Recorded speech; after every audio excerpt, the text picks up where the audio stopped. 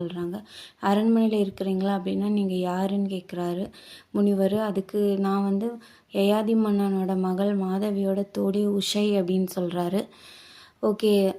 அப்புறம் அவர் வந்து அது மாதவி இல்லை அப்படின்னு தெரிஞ்ச உடனே அந்த பெண் மேலே அவருக்கும் வந்து ஒரு ஈர்ப்பு வருது, அழகாக இருக்காங்க அப்படின்னு சொல்லிட்டு.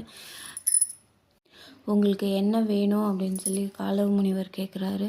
அதுக்கு மாதவி, நீங்கள் என்ன முடிவு பண்ணியிருக்கீங்க? மாதவியை வந்து கூட்டிகிட்டு போக போகிறீங்களா? கூட்டிகிட்டு போய் என்ன பண்ண போகிறீங்க அப்படின்னு கேட்குறாங்க. அதுக்கு முனிவர் வந்து நான் கேட்ட மாதிரி குதிரை எந்த மன்னன் கிட்ட இருக்கோ அந்த மன்னனுக்கு மணமுடிச்சு வைப்பேன். அவங்களுக்கு சந்ததிகள் உருவானதும் அவங்க வந்து அதுக்கு பிரதிபலனாக எனக்கு குதிரைகள் கொடுப்பாங்க. நான் வந்து யயாதி மன்னன்கிட்டயே மாதவியை வந்து ஒப்படைச்சிடுவேன் அப்படின்னு சொல்கிறாங்க. அதுக்கு மாதவி, ஒரு பெண்ணை விலங்கு மாதிரி நடத்துறதுக்கு ரிஷியாக இருக்கிற உங்களுக்கு கூட வந்து தப்புன்னு தெரியலையான்னு கேட்குறாங்க. அதுக்கு முனிவர், அவங்களுக்கு தான் நித்திய கன்னி வரும்